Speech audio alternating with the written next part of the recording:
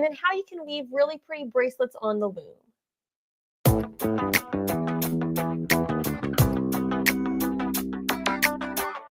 So the first step to make these friendship bracelets is to make the loom, and they're really simple to make and not that expensive. I have here a sheet of styrofoam poster board from the dollar store.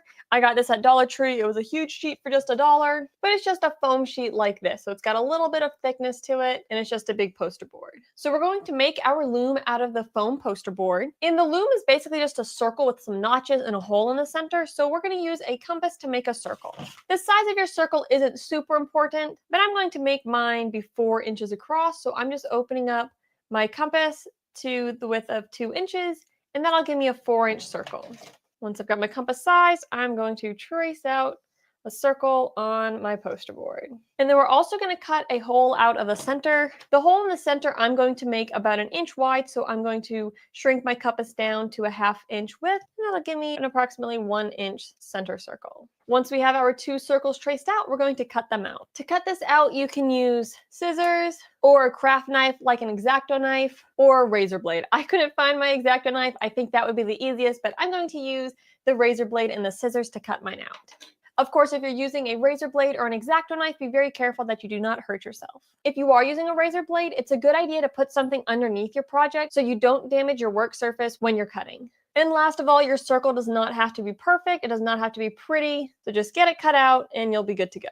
So after a lot of hacking, we got our circle cut out. The center, of course, is the trickiest part. And again, an X-Acto knife will make that go. So after a lot of hacking, we got our circle cut out. The center, of course, is the trickiest part. And again, an X-Acto knife will make that go so much easier than a dull razor blade or a dull pair of scissors. So we're going to make 16 notches that are roughly evenly spaced around. So I'm going to start with my ruler and just mark opposite sides, and then turn it 90 degrees, and halfway between those, I'm going to mark it again. So those are my first 4.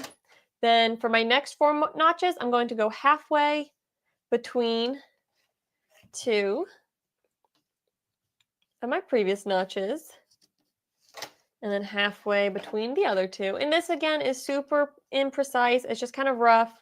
So if some of them are a little closer than elsewhere, that's okay. So at this point, I have 8 marks. I'm going to go halfway between each of them to get a total of 16 marks. Again, not super precise, but that's okay. And halfway here. So at this point, I have 16 little marks here, and I'm going to take my scissors and cut each of these notches. And I'll cut about, a 1/4 inch to a 1/2 inch in.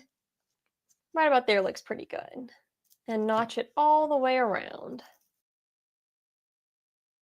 At this point, our loom is complete, but one thing you may want to do is number your notches, and that will just help you for when you're getting going. So I'm just to the left of each one going to go around, right? 1, 2, 3, 4, and of course you can use a pen for this step. But basically I went around and numbered them 1 through 16. And at this point, it's time to learn how to make a bracelet on this loom.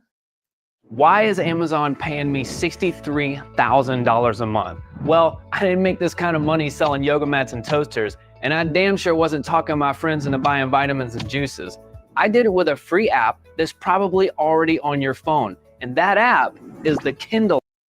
So now let's learn how to use the loom. You can use lots of materials on this loom. Today I'm going to use yarn in this tutorial, but if you want to make a more traditional friendship bracelet, you can use embroidery floss. But for the sake of this video, I'm going to use yarn. To make our bracelet on the loom, we need to have 8 strings of yarn. I'm going to use 4 different colors and fold them in half to get my 8 strands of yarn. I'm not going to make this one very big, but you can make yours whatever size you want. I'm going to cut my 4 strands approximately the same size and then fold this in half. And at the end of my fold, I'm just going to do a little overhand knot.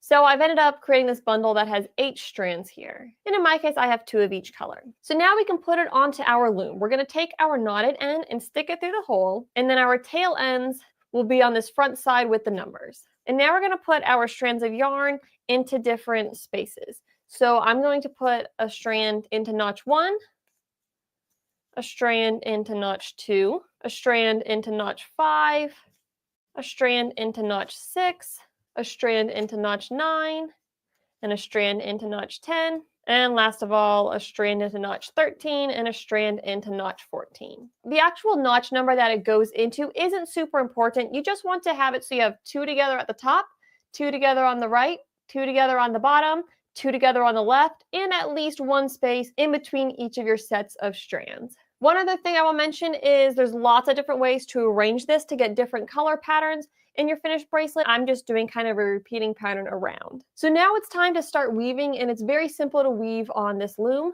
We're going to start with our top and bottom ones. We're going to take the rightmost strand up top, so from notch 2, and bring it down across the 2 strands on the right and into notch 8. So it went from notch 2 to notch 8.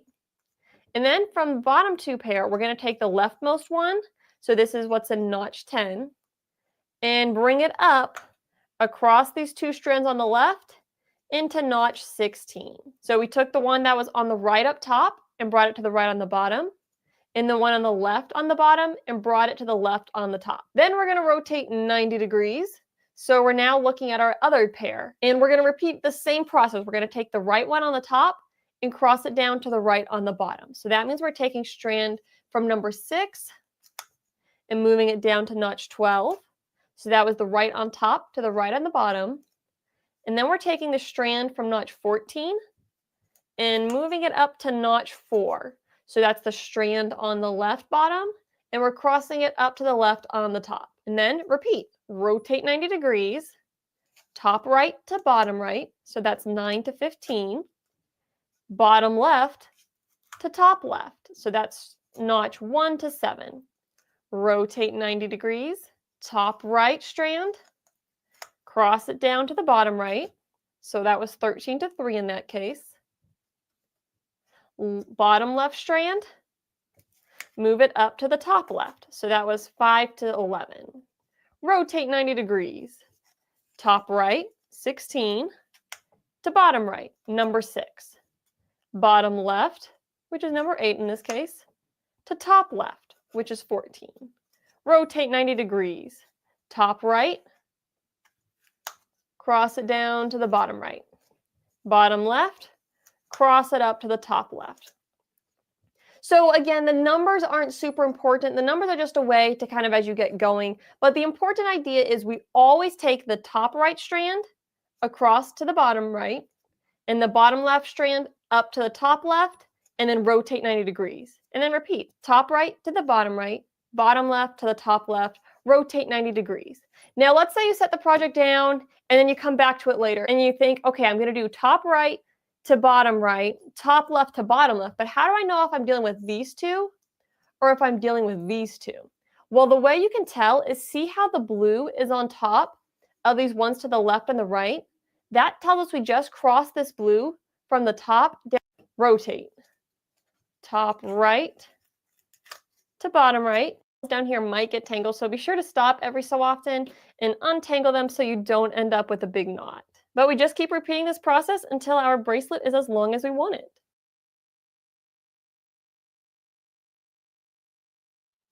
So here's how the bracelet turns out after I've worked on it for much longer. I'm about to run out of my tail pieces here, so I'm just going to pull it out of my little loom. And at this end, I can just tie in the knot or however I want to finish it off. I'm just going to do another overhand knot.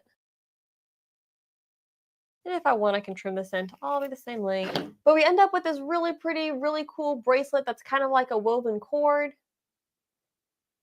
And you could use this as a friendship bracelet. You can make it be a keychain. You can also make these using embroidery floss. And so as you can see, the embroidery floss is a lot thinner. And with this one, I used 4 of the same color. And so it creates a different pattern. So you can play around with the color placement to get different patterns and different designs with these. And then one last idea with this loom is I crocheted this bag out of plastic